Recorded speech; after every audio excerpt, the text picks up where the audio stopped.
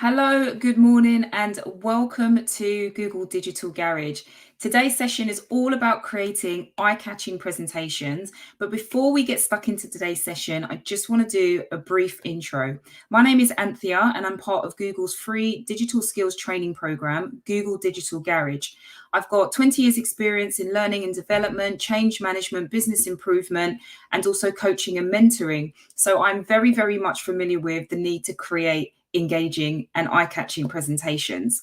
Today, I'm not alone. I also have my colleague Tessa, who is in the chat, ready to speak to you all, to answer your comments and also your questions. You'll be able to notice Tessa in the chat with a blue icon.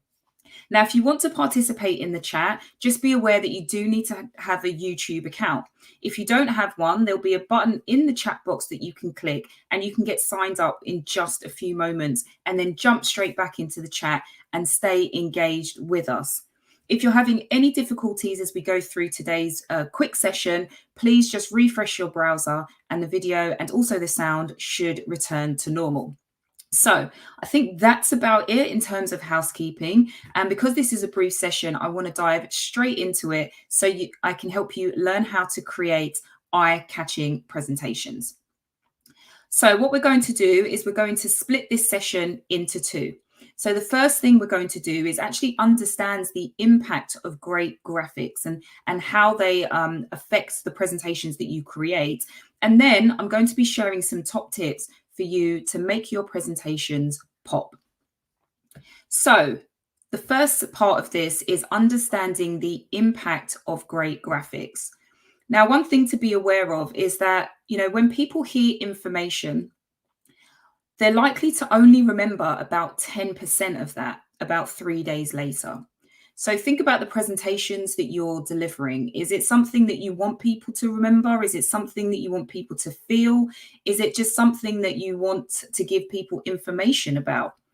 Is it something that they need to remember 3 to 4 days later?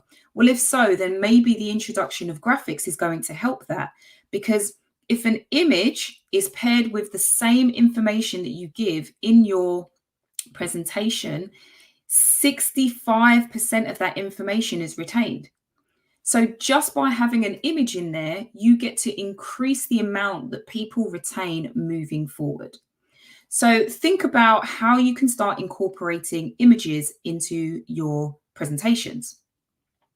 Now, why would you need to use graphics? Now, remember, a picture says 1,000 words. So you don't have to use so much text. You don't have to give so much information, because a picture or an image, a graphic, whatever you want to call it, encapsulates all of that. So think about the world around you. It's filled with symbols. We have graphics everywhere and icons that actually help us to understand what it is that we need to do. It can be street signs. It could be signs in bathrooms. It could even be cooking instructions or images that appear on your microwave or cooker. All of these images help you to facilitate understanding. It helps us to also overcome language barriers. We don't all need to speak the same language to know that we're looking for a toilet. We don't all need to, speak the same language to know what's the red is stop. So these help us to overcome these barriers and also help with retention. So we use graphics to tell a story. It helps us to spark our imagination and also help us to conceptualize even the trickiest of concepts. So really think about how the images can help you with your story to make it more memorable and remove anything that's complex, so that in its simplicity, people are able to take away and remember what you've spoken to them about. So today, what we're going to now do is look at some of the tips and rules for creating graphics that's going to excite your audience and also captivate their attention. So let's look at some of the top tips for making your presentations pop. Now let's start off with fonts. Now, I'm sure that you've seen it. Let us know in the chat, do you have any specific fonts that you really hate to see in presentations, or any fonts that you like to see in presentations? Me personally, I really hate to see anything with italics or cursive. I find it very difficult to read, and it takes me longer to process the information. So because fonts are the first thing that people see when they're looking at a design, it's really easy for you to help them with understanding what it is that you're trying to say. So whatever information that you have, make it easy for people to capture based on the font that you'll use. Limit yourself to a maximum of 2 fonts. Usually we have 1 font for a header and 1 font for body text. Also, make sure that the fonts are easy to read. So as I mentioned, try not to have too many varying fonts. Try not to have too many things that are cursive or, difficult to read. Anything that the eye finds challenging to read makes it takes longer for them to process it and interpret. So if we look at the example on screen, on the left-hand side, you can see we've got 2 clear fonts. We know it's up to 50% discount, there's a mid-year sale, and there's a very clear website address at the bottom. Now on the left, there is a variety of fonts being used. Mid-year sale, there's 3 different fonts here. So even though it's saying the same thing that's on the left, it's taking me longer to process it because my eyesight and my mind have to adjust to the different fonts that are there. So really think about keeping things simple as you create the fonts for your presentation. Now, next is to look at colors.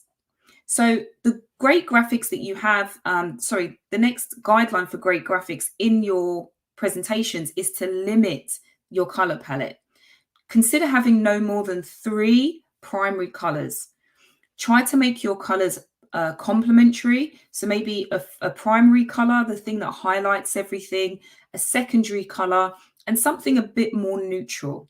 So these colors should also contrast with another so that you can play with, contrasting from light to dark. Try and avoid having too many colors that make it very difficult to understand what each of those colors represent. You can use your highlight color to draw attention to whatever it is that is the most important piece of information. And then the other colors to kind of subtly emphasize those highlighted points. Do this and create consistency across your entire deck. And your audience will actually not only retain the information, but start to learn exactly how you use your color and what information is important for them to see. So again, looking at the images that you've got on screen, on the left-hand side, you can see that there's 2 colors, the blue and the gray. On the right-hand side, there are too many colors. So now our mind is starting to think about what do each of these colors represent? Why is there a dark shade? Why is there a light shade? Are each of these colors representing something different in terms of income? And because we also already associate things like red and green to stop and go, we're now wondering, does the red mean something bad? And does the green mean something good? So this just adds confusion to your presentation and can sometimes cause unnecessary information being downloaded. Next, we have hierarchy. So think about, if you look at the second image, would you be able to tell which one is the most popular coffee? So thinking about this ad, it's talking about their best sellers, cappuccino, Americano, and matcha, or mocha, sorry. So if I look at that, am I to assume that each of these equally sell well? Or is there something that indicates that something sells better than other? So the first image that you can see on the left clearly describes what is the bestseller. Not only is it because it's been used on a hierarchy, i.e. different levels, you can also see by the size of the font that's attached to it. So Americano is bigger, bolder letters, all the way down to the mocha, which is a smaller cup with smaller letters. So when you are trying to emphasize something to your audience and help them to look at what's most important on the screen, using hierarchy in combination with your fonts and your colors really help you to draw out the attention to the most important elements. Another tip is to simplify your ideas. Now, visuals aid comprehension. So when we're presenting, the information that we want people to understand can sometimes be pretty complex. So when you use visual representations of that info, it can help with retention. because people aren't always going to remember all of the text that you've written, but they may remember a map. They may remember a chart. They may remember a pie, right? So think about how you can create visual representations of complex data to make it easier to retain. So here are some general rules of thumb for choosing a type of visual, but just remember to keep in mind it has to be useful for your audience. So with bar charts, these are great for helping people to use data to make comparisons. So remember that people generally tend to have a more difficult time comparing area or volume. So pie charts, donut charts, bubble charts can sometimes be very problematic. Think about using maps as we have on our example here. So if you have place-based or geographical information, rather than listing it out, you can use a map. So with this example, they're talking about all of their international locations. Now, what happens if you don't know where USA, Brazil, Nigeria, South Africa, India, and Australia are in the world? Not only can you now create something that's eye-catching, you can actually educate your audience as well. So by having a map with pins on the map that indicates that, it's very clear to see where your international stores are. And if your potential customers are likely to be traveling, they're likely to also remember this map and maybe pay you a visit. Think about diagrams like mind maps or Venn diagrams for explaining themes. Think how our mind generally tends to work. We have one thought and it sprouts out into 100 different places. Use that because it's how we all already communicate. So think about the different ways that you can trail off a simple idea and help people to understand and break it down. Also think about photos. Photos are great, especially for human faces. It helps to create and elicit emotions. So if you're telling a really captivating story, it's a great idea to have photos of human beings. And then that helps to create a connection with your audience. And it also shows change over time for when referencing specific people. So for example, if you were somebody who offered weight loss, services, you could have a picture of somebody before and a picture of them after. It's a great way to compare the result. And it also helps people to create a connection with the subject. So think about what it is that you want to convey to your audience, and then think about the best way to communicate that. Ultimately, you don't want people to be scratching their heads thinking, what am I looking at? You want them to get it and get it quickly. And so lastly, we can also look at inclusivity. Think about how you can make sure that everybody is included when you're creating your content. It needs to be accessible to everybody. So think about the colors that you're using. Color vision deficiency is the best way to describe someone who has a difficulty seeing color. So while each person might experience it differently, there are a few things that you can do to ensure that everyone can understand your graphics. And some of these are shown on the example on the screen. So for the first example, it's clear to see which is easier to read. Having a title that's colored on a clear background is going to be more accessible than having white text on a blue background. It creates additional barriers for people to be able to see. So make sure that your text is legible. In the second example, let's imagine you're trying to illustrate that a message that has been sent or delivered. Now, in the second example, they're all blue circles with ticks in the middle. We can't always see which tick is different. And if you have color deficiency, that's also potentially a challenge. So think about using your color and maybe the number of ticks, which helps someone make it very clear about what is or isn't read. And then finally, let's look at font size.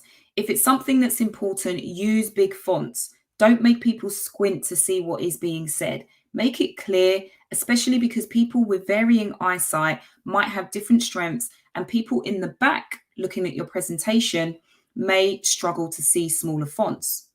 So I hope you found this useful. It's now over to you. Think about how you're going to make your graphics stand out in your next presentation.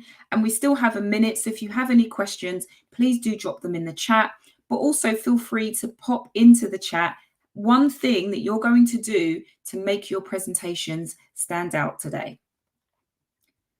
So we have 1 minute. So please do drop something in the chat. We have had a couple of hellos. So hello from Adunton, who's joined us today, and also to Kelvin. Thank you for joining us today. And again, if you have no questions, that's absolutely fine. Hope you've enjoyed today's session. And we hope that you're able to take what you've learned today to go out and make some really great eye-catching presentations. Remember, we do also have a number of other webinars along presentations, YouTube, social media, all sorts of things. And we hope that you're able to use that. I've just seen one question come in, so I'll answer that before we go. What is the best font to use? It really depends. Anything that's very simple, such as Arial, Montserrat, you know, those kinds of Times New Roman, Verdana, they're very simple and easy to read. The main thing is that you don't want the fonts, the letters squished too close together or too far apart. If it's small, make sure you use an appropriate size. For presentations, it's usually a minimum of 28. So thank you all for joining us today. That is our time, and we'll speak to you again soon. Take care. Bye-bye.